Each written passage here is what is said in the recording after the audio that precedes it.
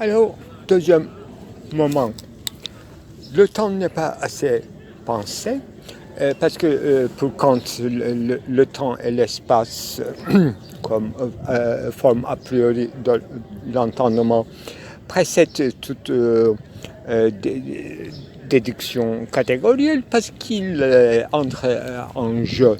C'est très bien, mais il n'en montre pas assez activement comment, dans le moment déduction catégorielle, le temps espacement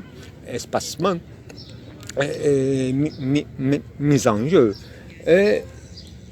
Bref, on sait qu'il y a un manque là, mais justement en répétant ça, on essaie de faire sentir dans un éclair du temps toute cette temporalité, comment se constitue.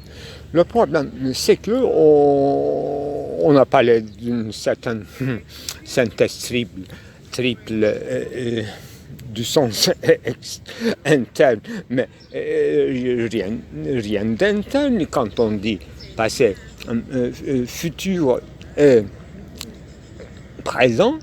Effectivement, oui, ce sont des implicités passées, implicités qu'on entend, facticité qu'on est dedans, c'est-à-dire le maintenant. Donc, c'est pas bien pensé, cette synthèse triple, retention, protension et l'instant n'est pas suffisant. Il y a un parfait, d'abord, que Philippe Solers utilise.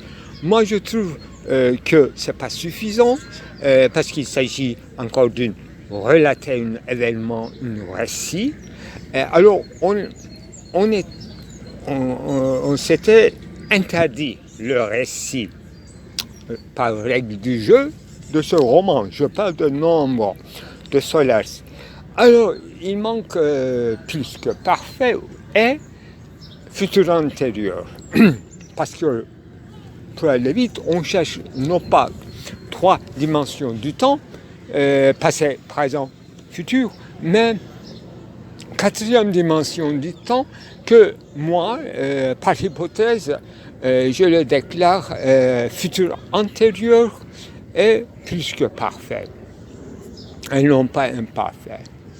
J'aurais dû faire, c'est ça. Et après la mort de Derrida, Michel Henry, je crois,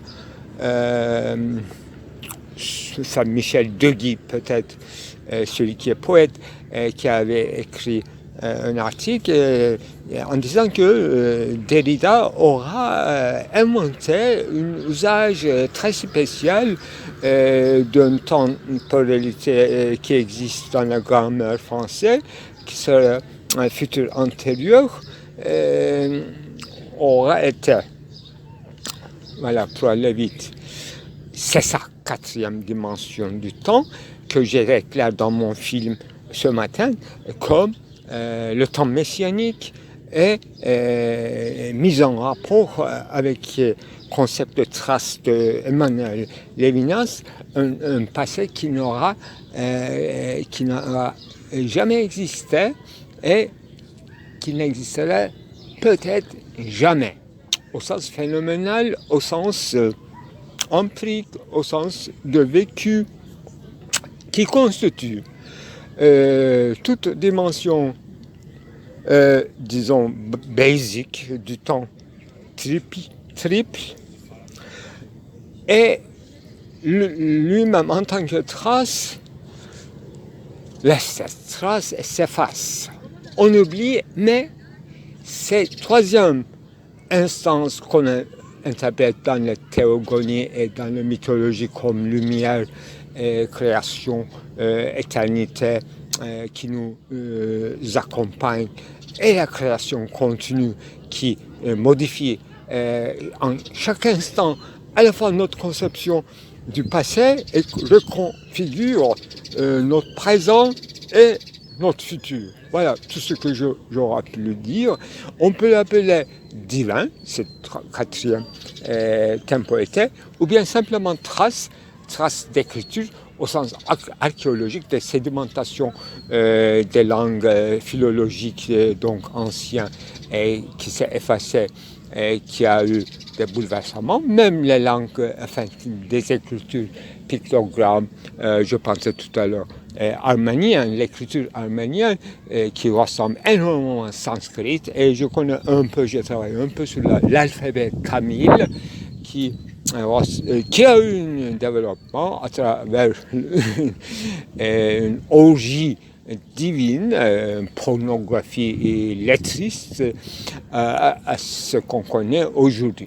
Tétragramme, donc une scène qui représente à la fois trois temporalités et une ruine, ou bien fond, ou bien perspective, n'est-ce pas, une ouverture vers l'infini où une aura pu être, qui constitue la lettre ou le mot chinois qui aura plusieurs sens à la fois et ça change avec la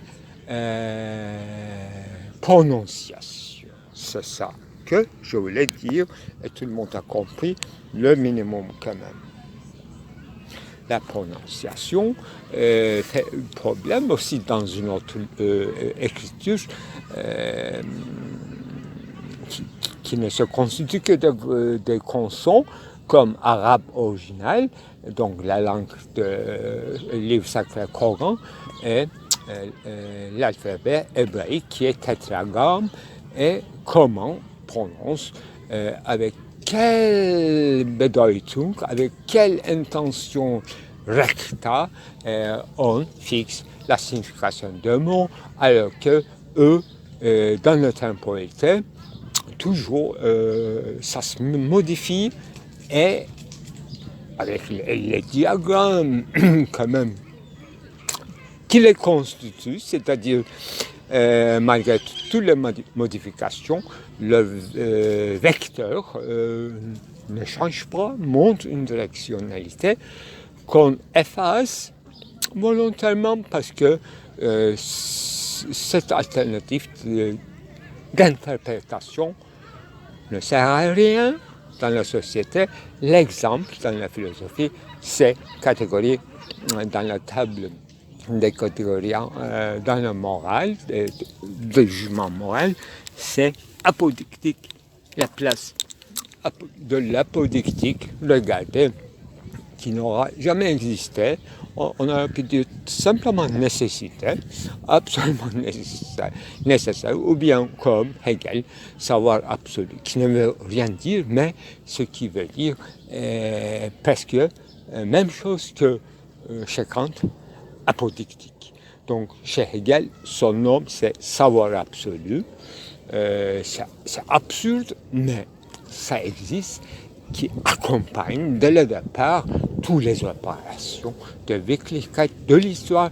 C'est quelque chose en histoire qui constitue l'historialité, telles que les choses arrivent et telles que nous les bloquons et encore, nous faisons face à ces choses-là. Benjamin l'a interprété comme une attente messianique, le temps des opprimés. Voilà une interprétation de Clésis de l'appel comme classe sociale, pourquoi pas, mais quelle classe sociale aurait ce privilège? Voilà, il a un rapport avec l'injustice et au sens général de toutes les notions élémentairement morales, je parle toujours de la quatrième dimension, qui dit qui se forme en forme, je ne peux donner qu'exemple comme en français, comme plus que parfait, ou bien futur intérieur avec cette nuance de Derrida. Quelle est cette nuance? Il faut demander à Michel Deguy, et dans cet article, c'est très clair qu'il n'identifie pas l'opération que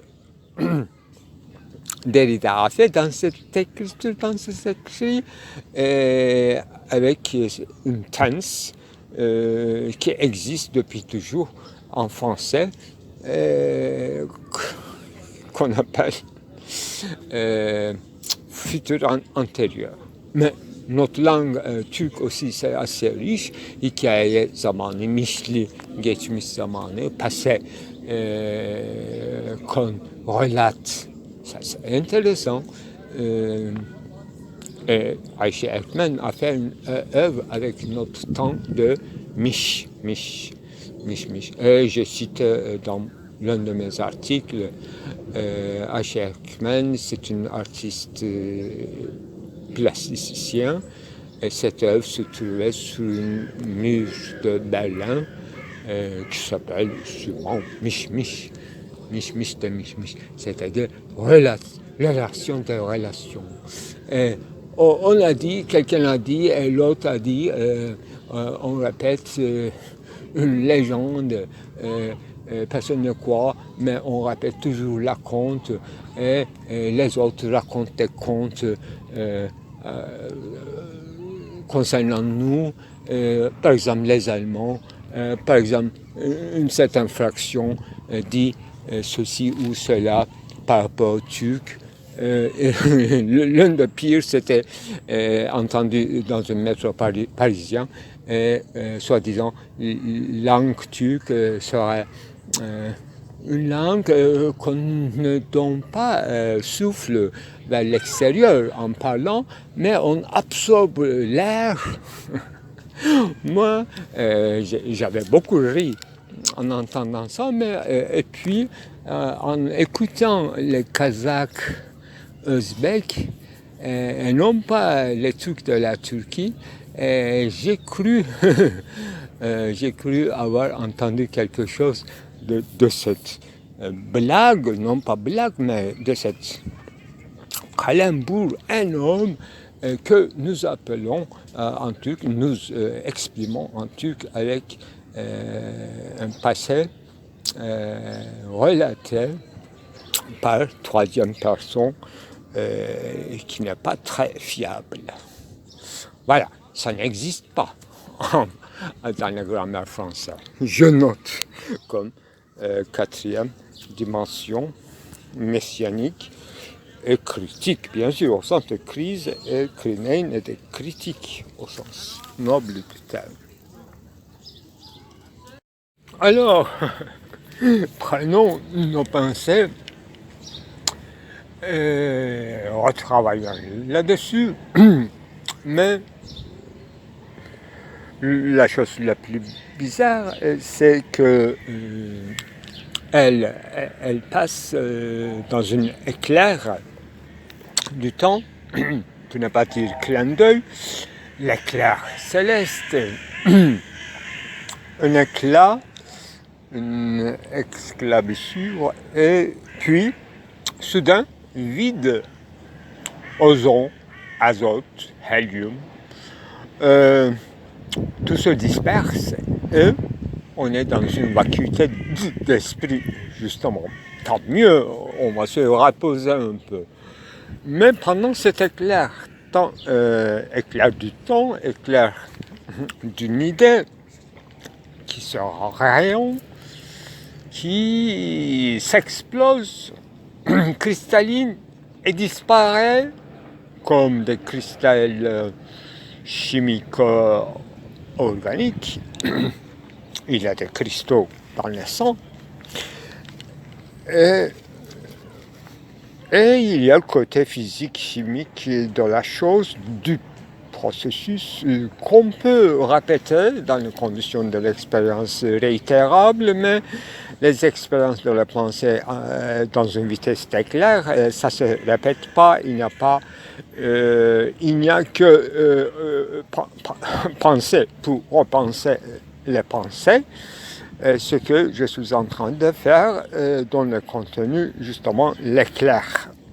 Et forme eidos cristalline et qui s'éclaire, qui se disparaît, et sa temporalité trop courte, mais trop pleine.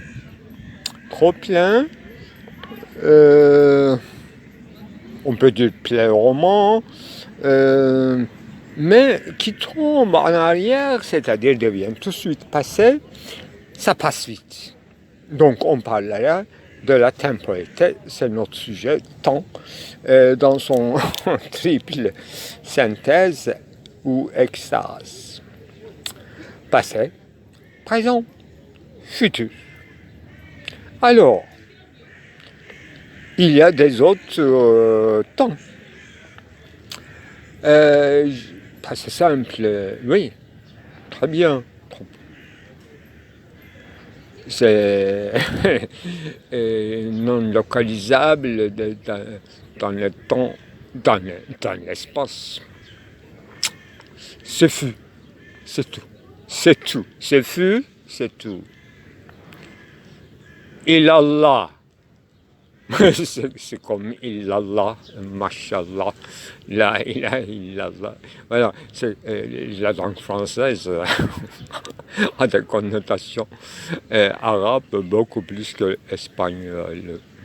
Bon, soyons sérieux. Donc, Philippe Solers, dans son roman Nombre, choisissait quadripartie, discours fragmenté et qui se répète, et qu'il y a une évolution, qu'on peut dire régression, parce que ça devient, disons, archéologique ou mythologique, et ça régresse, ou ça se prolonge virtuellement, son discours par segment, vers des considérations, à mon avis, Tao, des textes Tao cités, et on n'a pas donné des références. Il y a Confucius seulement.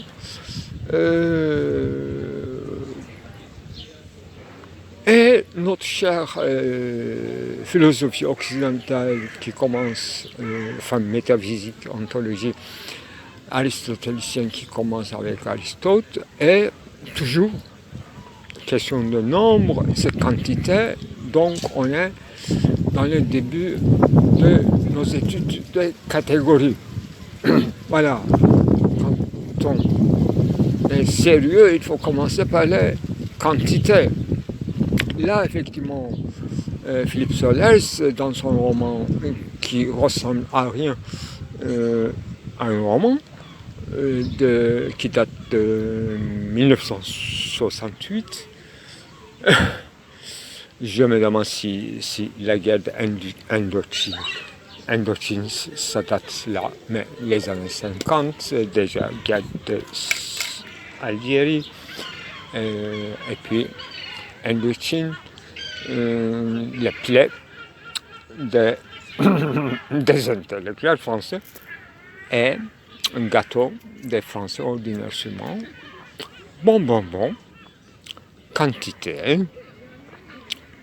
unité, pluralité, tout, disait Kant. Mais il y a des autres indications, arithmos de kinéséos pour définir moment, devenir.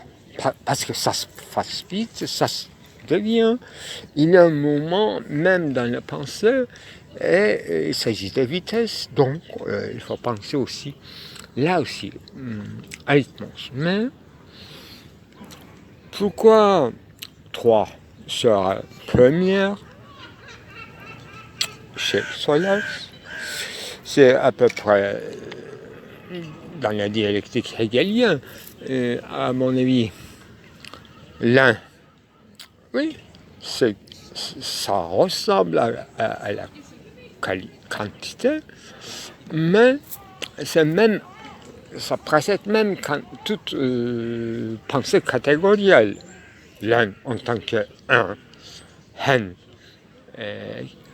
avec son rapport avec tout, non distingué de pluralité. Mais dès qu'il y a un deux, c'est le plus problématique déjà, avec quel jeu de reflets miroitiques ou comment ça se double,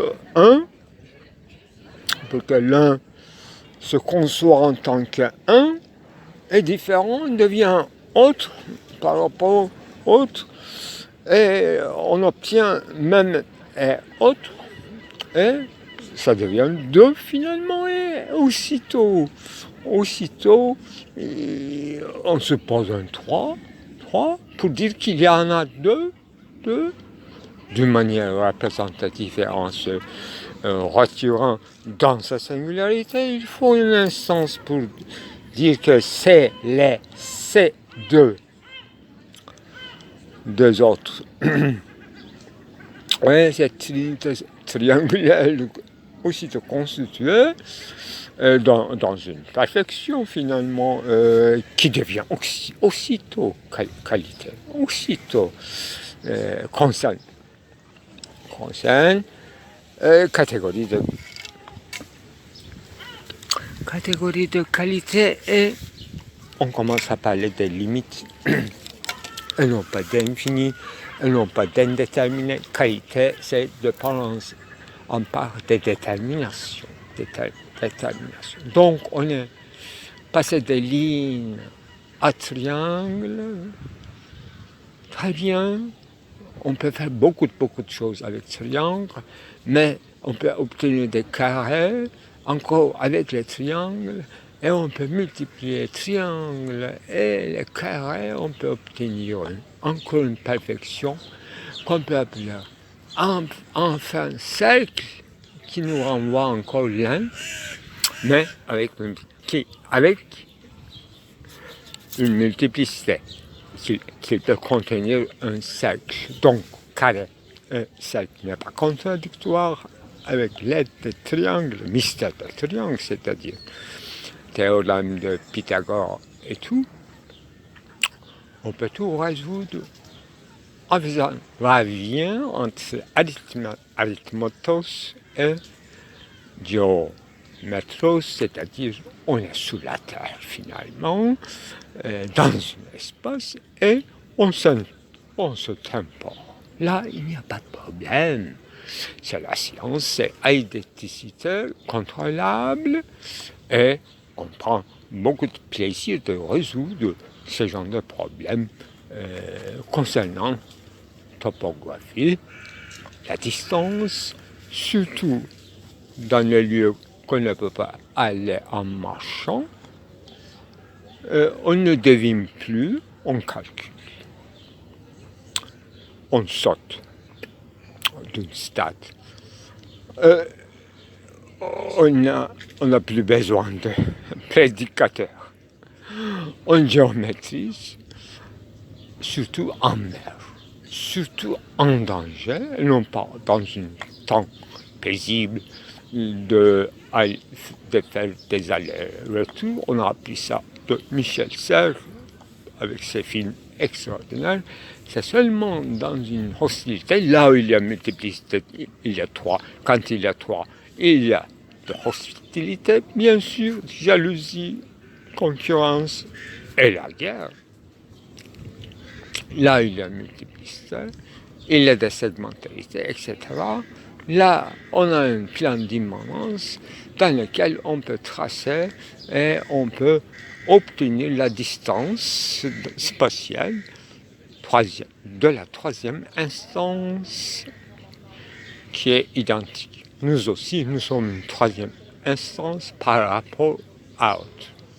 Donc, réciprocité parfaite, si la science était partagée par deux côtés des belligérants.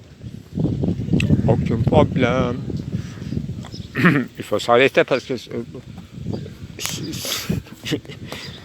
le propos, ça devrait aller. Alors, par une inadvertance, j'ai failli, dans deux villes différentes que je connais très bien, d'écrire un guide, une certaine imitation de Georges Perec, la la mode d'emploi, qu'il s'agirait directement, j'entre dans le vif du sujet, qu'il s'agirait de Komnon, c'est-à-dire comme cette ville n'existe pas en tant que telle, et moi, en tant que moyette, j'y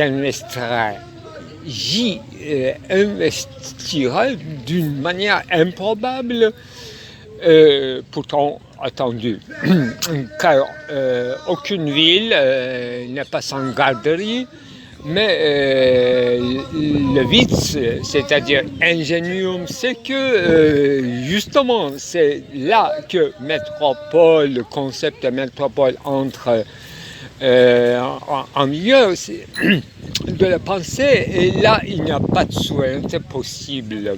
On ne peut pas gouverner une ville, on ne peut même pas gouverner une petite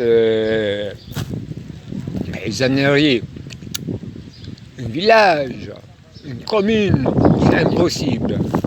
Tout est divisé, fragmentarité, espacement, temporalité, et on n'attend même pas un superficiel respect, le droit de l'homme ou n'importe quelle sécuritas au sens d'une ville enracinée, c'est-à-dire entourée de ceintures, n'est-ce pas? Cerné, habitable, il y a un Aufenthalt. Mais le problème, c'est que nous ne vivons pas dans une Byzance rêvée dans les années après Jésus-Christ 800. C'était déjà le jolie décadence, là on ne se culpabilisait pas parce que les anges aussi auraient pu avoir un organe sexuel, mais qu'il fallait cacher. Tout simplement, l'apprentissage long de l'humanité, surtout assimilation de l'interdit, et voisinage avec les autres, cette mentalité, pour simplifier la chose, on dit la peste toujours, la peste Crésus et tout, mais pourquoi pas Sumériens, pourquoi pas les Akkad, pourquoi pas justement Urartu, tout était vivant, non pas au sens organique, bien sûr les jeunes ténors sont toujours vivants, malgré toutes les décimer les peuples, les ethnies, impossible de faire disparaître une seule minime gêne. Voilà. Donc, les lettres dont je parle aura un sens, ceci aussi, mais c'est pas tout. À ce moment, mon propos, c'est clandestinité en tant que mais comme nom de Paul. On me cherche s'il s'agit d'une perversion, c'est-à-dire une dérivation de préceptes ou intuitions intimes riches de Saint Paul, clandestinité, mafiosité,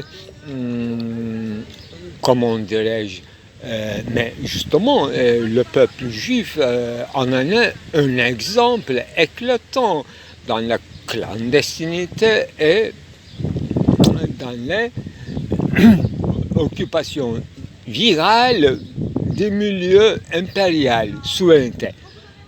De seul fait que la souveraineté n'existe pas, sauf le symbolique. Le monde complètement en Gelassenheit, le juif, au moins les juifs ont compris, mais tout le monde a compris ensuite que le monde est sans gouvernementalité.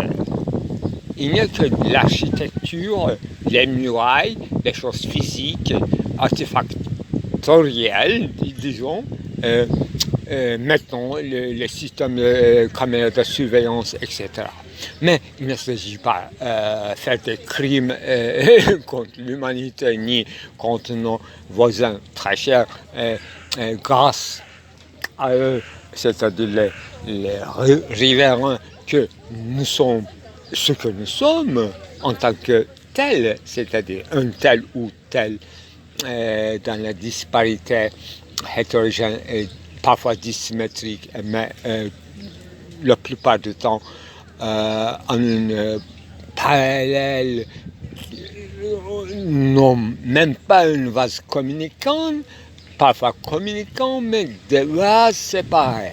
Un vase au sens de petites cavernes habitables, les magasins dans les capitales Rome, etc.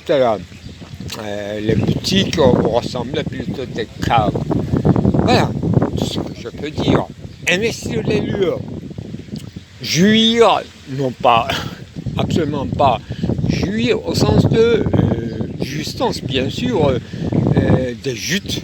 Voilà, ce jute, il y a comme une métaphore, des jutes qui va ramasser et mettre en main, c'est-à-dire mise en main de plus en plus grands terrains impériaux, là où il y a plusieurs ethnicités qui ne se comprennent absolument pas et qui n'ont aucune connexion sauf que un but artefactoriel, disons, comme construction de tour de Babel ou n'importe quel détail d'une industrie d'automobile dans le centre à Milan ou à Prague, là en Turquie, en Bourse, on va construire, fabriquer, bricoler une petite partie de la sérialité dont la totalité échapperait à tout le monde, etc. Mais l'usager, c'est-à-dire les vrais jouisseurs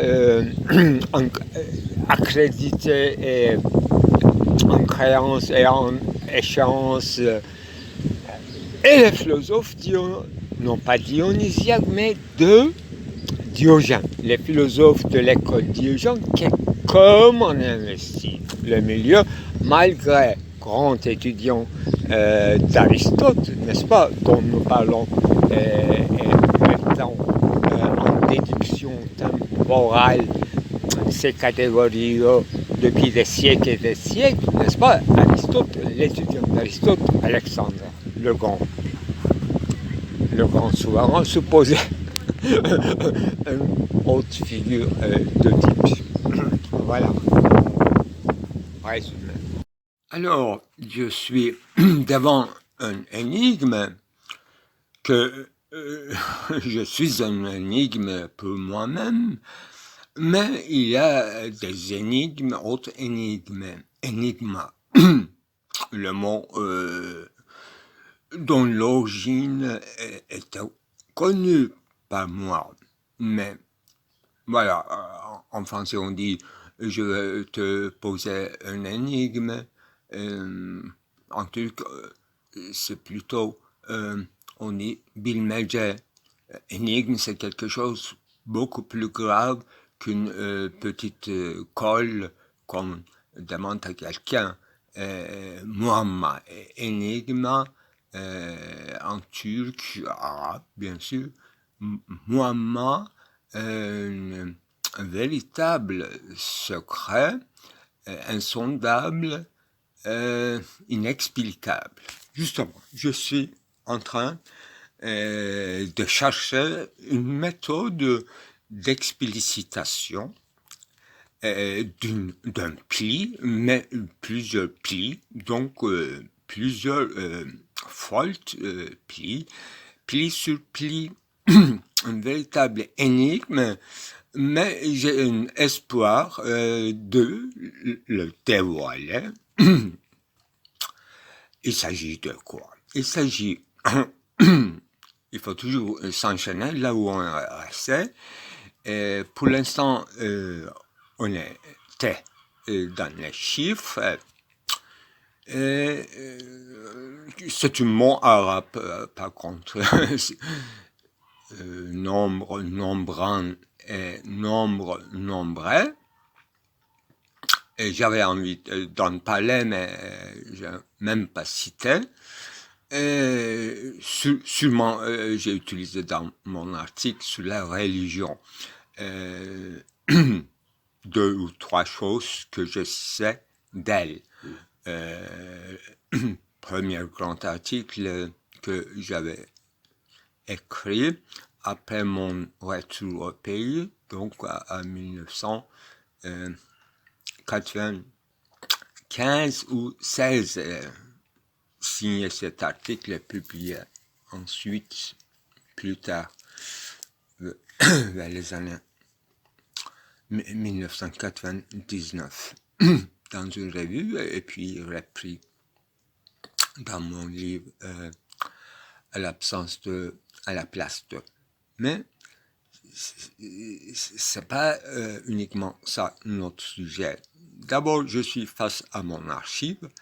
J'ai mal d'archives, ce qui veut dire que archive souffre. On peut dire que moi je suis intrigué, je souffre pas, mais j'éprouve une difficulté énorme devant mon archive propre, y compris les photos, les dates, devant cette imbroglio. Hier, j'ai fait un enregistrement concernant deux catégories, déduction de catégories de quantité, passage de la quantité à la qualité. Et c'était très clair. Donc, c'était une deuxième étape à partir de après avoir parlé des nombres, mais à travers le roman de Philippe Solers, donc une certaine, non pas numérologie, mais une certaine cabale qui nous guette, mais ce n'est pas notre sujet. Notre sujet reste dans les limites de la phénoménologie, justement chercher des identicités enfouies. Voilà, pour parler scientifiquement, au lieu de parler des énigmes et des cols ou des... Ce sont des choses verbales. Si on pose une énigme, quelqu'un, c'est soit anagrammatique, soit voilà, chiffre. Et le mot arabe chiffre veut dire aussi crypté. Voilà, c'est ça qu'il fallait souligner. Qu'est-ce qu'il se crypte ou déjà crypté à travers au-dessus des nombres, nombrants et déjà nombreux, et qui se dénombrent, qui se multiplient, qui se diminuent, qui se divisent et qui se croisent. C'est ça, notre énigme. Et toujours dans la lissière de passage de l'arithmétique, arithmos, de cet rythme à des possibilités de formes géométriques. Et un certain passage de Hule qui reste inexplicable, matière tue, et la forme, l'empreinte, qu'on cherche dans cette masse informe. Effectivement, avant-dernière de mes enregistrements, j'avais qualifié quelqu'un, un sujet, un qui, comme Hule. Ce n'était qu'une analogie, et je prenais un par un ces sentences bien choisies. Alors, Les limites de la phénoménologie, on peut l'élargir si on veut, si on a cette volonté. D'abord, objectalité. On a fait une grande étude et une compte rendu sur le livre d'Edmund Husserl, Jugement, expérience et jugement. Donc, on a révisité les limites de l'expérience et bien sûr la forme de jugement, c'est-à-dire prédicament ou un moment antéprédicatif. C'est ça notre domaine de recherche, disons, mais appliqué à moi-même, plutôt à mes productions, et qu'on ne peut pas distinguer de moi, mais avec une temporalité et une historicité il s'étale ou il parsemait, dispersé, bien que ce soit archivé. Archive souffre et fait demande à moi que je retourne sur cette archive et et non pas seulement voilà, je cherche une méthodologie et André Breton en parlant du chant disait que un jour on sera capable, on aura cette capacité de revenir, en fait, refaire tout le chemin à reculons et constituer son trame. Et aujourd'hui, j'ai écouté un petit enregistrement de moi qui est resté inachevé. C'est une série qui commence de thématiser Reosta et les ustensiles électroniques qui arrivait jusqu'à formalisation, donc un certain moment d'idétisation idétique et qui permet à faire de l'art, mais seulement l'art au sens général, au sens aussi de techné rhétorique, techné au sens large et art, poien au sens large, et donc ayant une commune racine dans les couches d'idéticité. Deuxième chose qui m'intrigue, pourquoi, pour rechercher ces bifurcations des mouvements virtuels qu'on appelle idéticité, dans des choses d'abord incorporelles, alors que on parle de la technicité et des choses matérielles et archivation. Voilà, théorie des œuvres incorporelles et l'autre monde purgatoire. Et on avait pris deux exemples, Dante et Suhraverdi à travers Muhittin Arabi, et ils étaient, les deux, enfin trois, ils étaient spécialistes de l'autre monde et donc des sens lumineuses et leurs activités.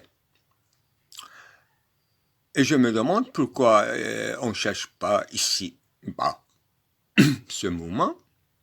Et le roman de Philippe Solers nous invitait à croire à ce monde en énigme, avec toutes ces sédimentations historiques. Et on avait quand même réussi à travers cette énigme ou intrigue, dénigrer quand même une certaine théorie de la temporalité et de la trace à travers Lévinas et Walter Benjamin. C'était une interprétation forte, celle de Lévinas, ça touche à l'ontologie et ça met même en question l'ontologie, mais ça ne détruit pas complètement, à mon avis. C'est-à-dire un passé qui n'aura jamais eu la présence et qui n'aura peut-être jamais dans le futur. Ça concerne. Et une troisième conséquence que nous avions tirée, il ne faut pas rester dans la conscience intime du temps et dans le mouvement de rétention et de protension qui aura tâche de le faire venir à la présence comme maintenant. Au sens littéral du terme, ce que je suis en train de faire maintenant devant mon archive. Et qu'est-ce que je veux faire? Voilà, protension. Et qu'est-ce que j'ai déjà fait? Et pour l'instant, à l'instant même, est-ce qu'on peut les synthétiser dans une unité? Mais je trouvais que ce modèle où cette méthodologie ne se suffisait pas parce qu'il y avait une trace qui résiste.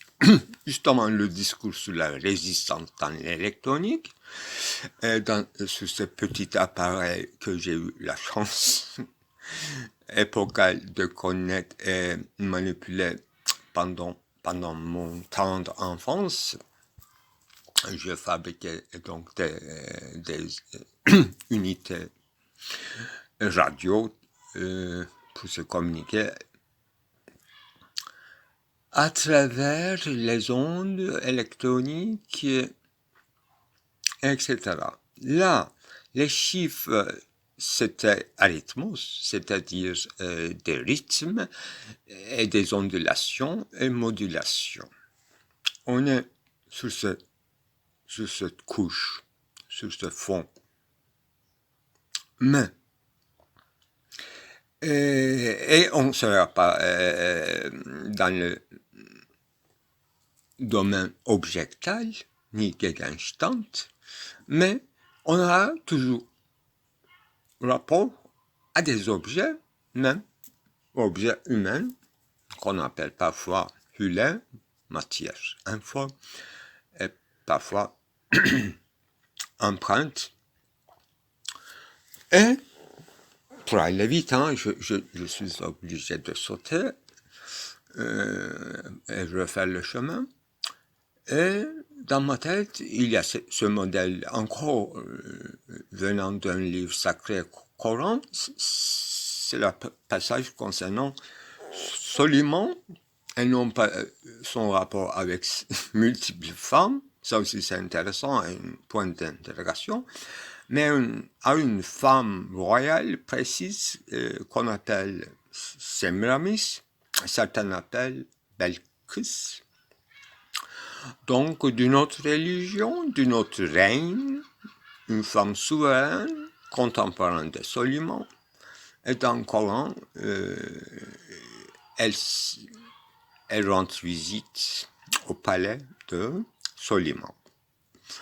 Et ce palais où cette chambre obscura, camera obscura, s'appelle dans le Coran, dans la traduction je suis, Billur Köşk, un kiosque en cristal. Et ce n'est pas un purgatoire, mais c'est un lieu normalement interdit aux hommes, et on ne sait pas, Soliman et David peut-être aidant, ont construit ou ont eu accès à ce bâti ou à cette chambre qui est dans les limites de l'invisibilité, car trop visible, débordant de lumière. Donc ça devient invisible à cause. C'est quelque chose comme le soleil même, et dans lequel on pourrait se promener un instant. C'est ça l'objet de visite de Sémiramis. Je ne connais même pas l'après de l'histoire, c'est-à-dire est-ce que Sémiramis a eu une transformation après cette visite et tout.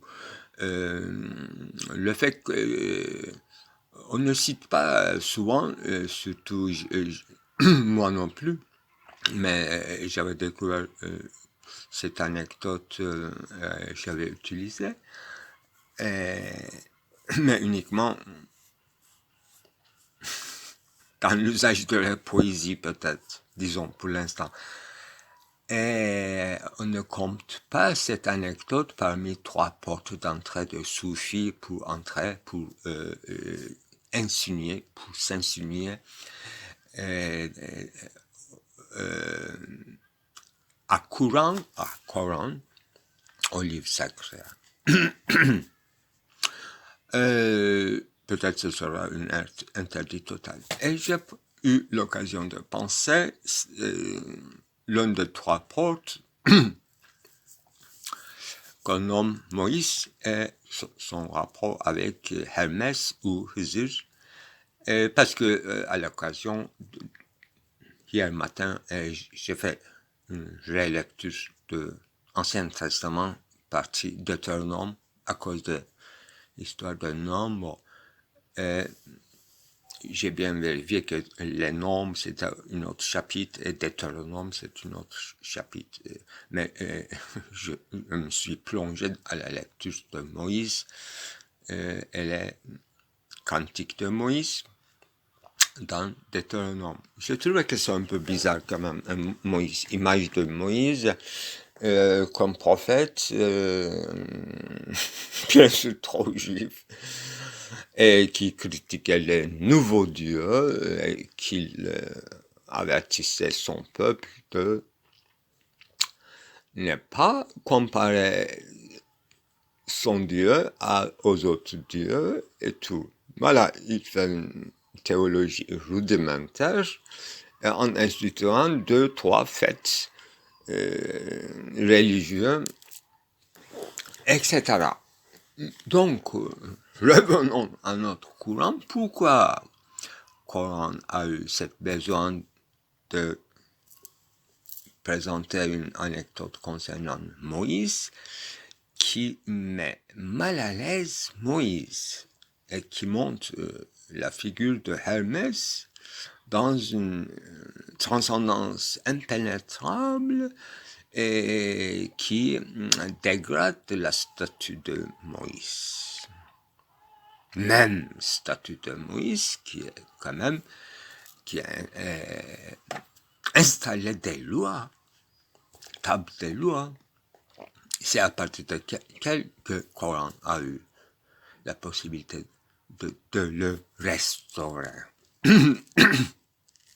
Sharia.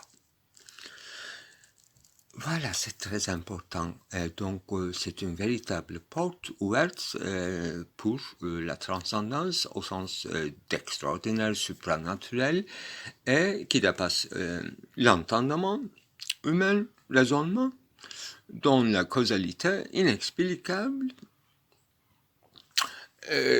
avec 3 exemples, n'est-ce pas, qu'on ne revient pas, mais ceci renvoie aussi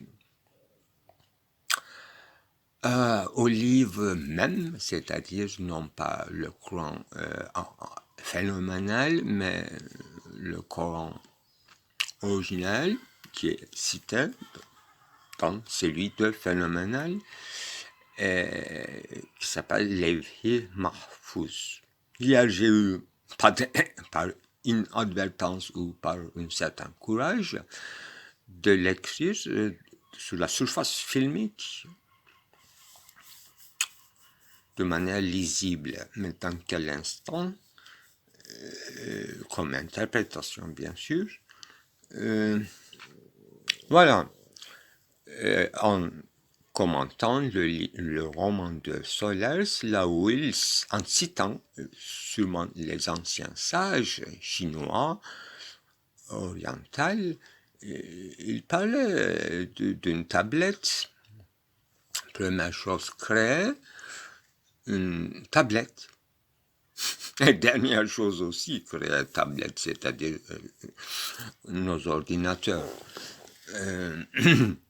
Surface d'inscription, disons postmoderne ou transaspectisme selon Jean-Joseph Gould, que je trouve très intéressant. Alors, tablette inventée, et puis, ensuite, la plume inventée, une énorme plume dont le bout feinte. Il y avait une inondation de lumière. Et la taille était accentuée. C'était 500 000 années de marche, quelque chose comme ça. Très bien.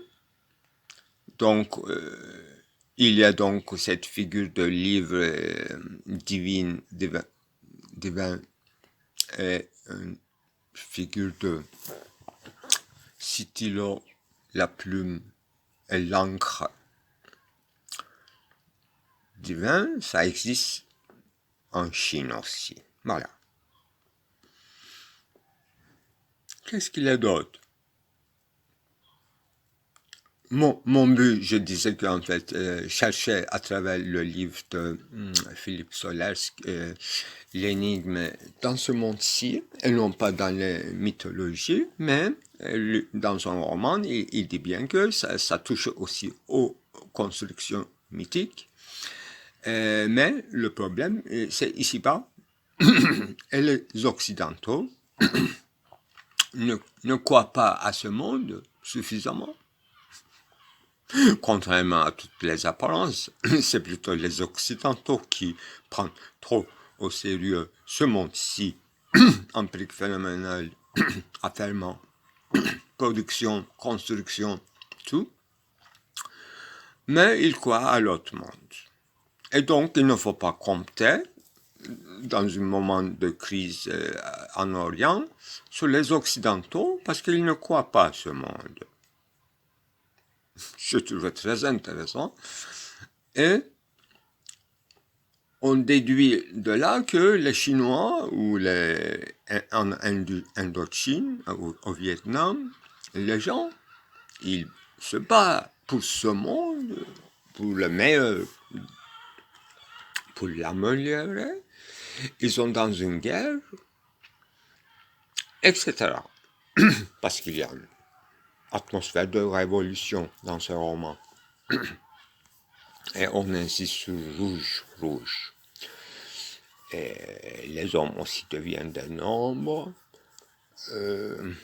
Ça commence pessimiste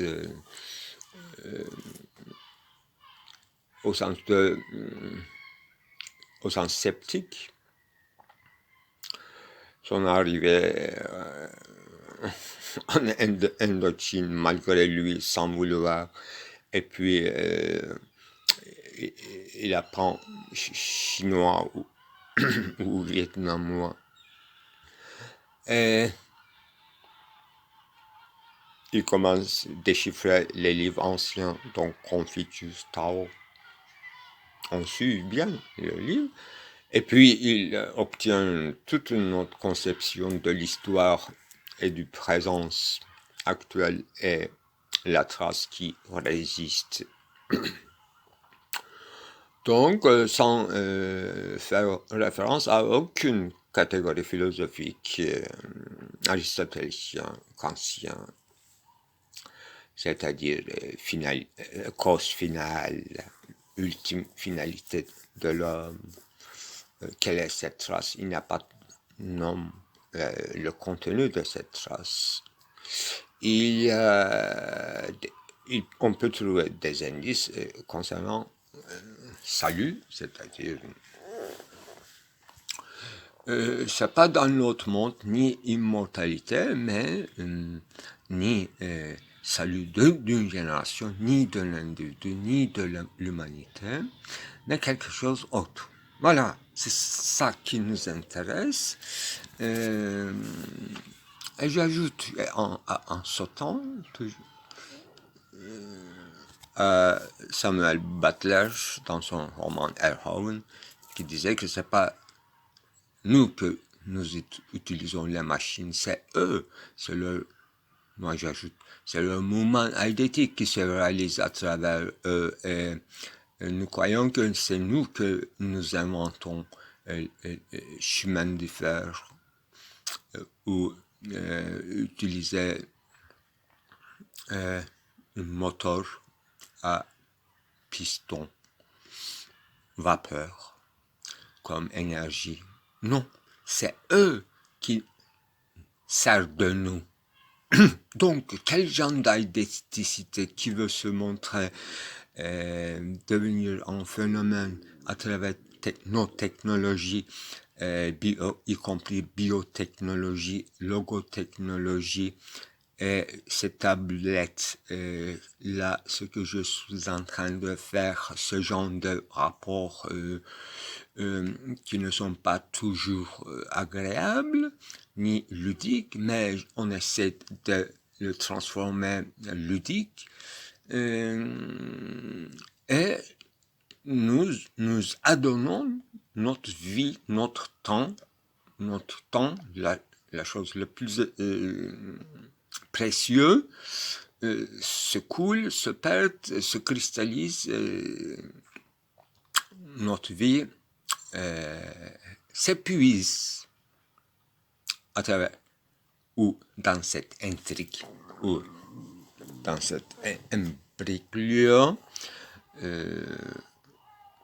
Pour retourner au début de mon discours, dans cette inextricable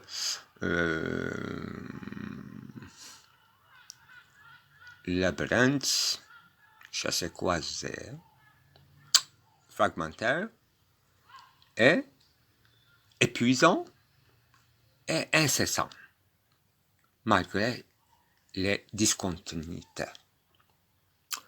Voilà, j'ai un enregistrement de cette année, 9 avril 2024, intitulé Veillée de Pénélope. Alors que dans cette série d'enregistrements, il n'y a qu'un seul qui renvoie à Pénélope. Et j'ai décidé, pas tout à fait, mais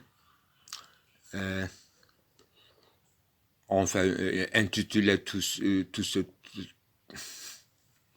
cette partie de travail Veillée de Pénélope, parce que qu'est-ce qu'on attend, en fait, qu'elle fait, Pénélope? C'est une autre version des contes arabisantes de Mille et une nuits,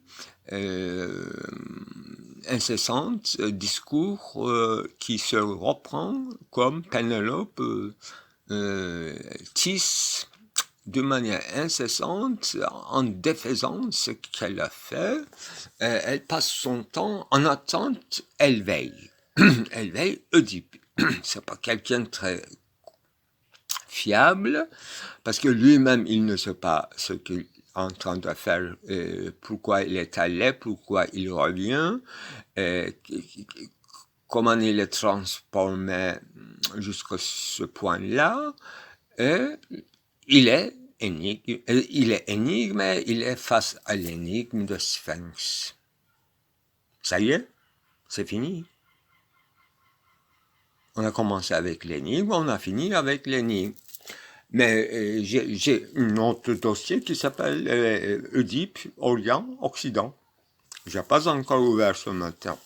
J'ai ouvert seulement cette... Je trouve que ça reste inachevé, même non. Enfin, je n'ai pas fait film, donc je n'ai pas finalisé ces enregistrements. Et ce matin, on a ajouté des choses encore plus bizarres, mais ça c'est suffisamment bizarre. Donc, un discours qui commence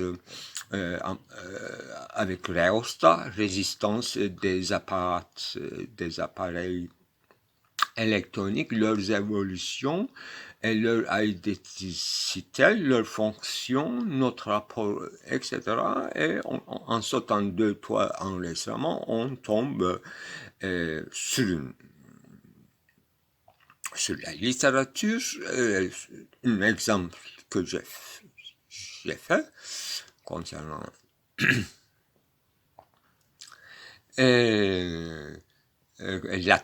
latrin, lanterne, donc un ustensile pour s'éclairer, avec quoi ça fonctionne lanterne, avec la graisse de baleine, et donc une lettre écrite au souverain, apostrophiant et en demandant de la graisse et la permission de chasse d'animaux, alors que tout Moyen-Âge, il n'avait même pas droit de chasser un cygne de roi, un cygne, non pas, je ne fais pas métaphore, les volatiles, les volailles. Les volailles volatiles en vol dans la forêt du souverain étaient interdits de chasse pour le peuple, pour le serf. Et donc, avec nouvel âge, il part en océan et ils ont toute la liberté avec leurs contre-navires, sous la surveillance du souverain, chasser des baleines et avoir l'énergie, c'est-à-dire la graisse de baleine. Chasse aux baleines. Vous voyez, on est arrivé à Moby Dick. Et découverte de nouveaux continents et bouleversement de souveraineté progressivement. Donc, ça touche aussi à l'essence du pouvoir et d'habiter. Et j'étais en train de me préparer à regarder mon film Enfui sur Aufenthalt, et je sais très bien que ça concerne les Chinois, donc c'est le temps de le revoir. Et là, il y a une énigme inextricable. À partir de là, on va s'enchaîner ou bien on va laisser tomber. Jamais. Gegenstand ne nous laisserait jamais tomber. Objectalité. C'est ça. Donc, j'ajoute en ce qui concerne ontologie aussi, cette approche ou intentionnalité recta ou une intentionnalité oblique. Est-ce qu'on peut décidable? Est-ce que c'est facilement décidable? Je m'en doute. Aujourd'hui, comme toujours, je suis très explicite dans mes propos, c'est-à-dire j'évite obliquois, mais on est en pleine chasse, devant une chasse croisée qui est partout oblique et ondulant et discontinu, et justement devant cette affreuse abîme abyssal, un bâillement d'abîme ou volcan, comme disait Solers dans son roman Dansons sur le volcan. Et moi, j'interprétais comme un abîme bâillant, c'est Derrida qui utilisait. Je ne sais pas dans quel livre, peut-être Cora. Et quand je dis Cora, effectivement, l'autre enregistrement concernant Hülle comme bien-aimé, un bien-aimé intitulé Hülle, matière informe, et on l'appelle Ma Cora. Vous voyez? Et l'histoire de ma mère était déjà discutée. Sans être trop explicite, quelle est cette histoire de la date, l'âge de ma mère et l'âge de ceci, l'âge de moi, l'âge, l'époque qualité. Donc, on a on a eu une tendance d'égaliser ou comparer à travers une certaine vivacité de l'âge ou tout contraire, c'est-à-dire une certaine sommeil de jeunesse et éveil de la vieillesse, qui renvoie encore à cette dialectique d'oubli et de rappel de Oedipe. C'est encore une vieille qui va découvrir une tache dans les cuisses d'Oedipe, qui va la reconnaître. Et donc, elle va identifier sa véritable identité après le retour. Il était tellement aliéné qu'il avait commis des fautes et tout. Voilà, on tombe toujours dans le domaine moral, Schuld, culpabilité, alors qu'on était simplement dans le domaine de technicité, évolution des techniques, apprentissage, auto-apprentissage, essayer de pénétrer dans la véritable intelligence des choses, authenticité vivante, de Geist ou de l'intelligence du monde qui se manifeste à travers nous et tout, mais maintenant, c'est contraire. Voilà, méthodologie, ou une ontologie, une phénoménologie, doit trouver une solution juste devant ce problème, et sans privilégier l'homme peut-être, et en mettant dans l'affaire l'homme, les animaux qu'on mange, dont on fait l'industrie, et maintenant on domestique de manière plus agréable. On devient ami avec. Et moi, je suis allé encore plus loin en déclarant animal Dieu, etc. Vous voyez la geste du chant. Voilà, il faut que je regarde ce film-là.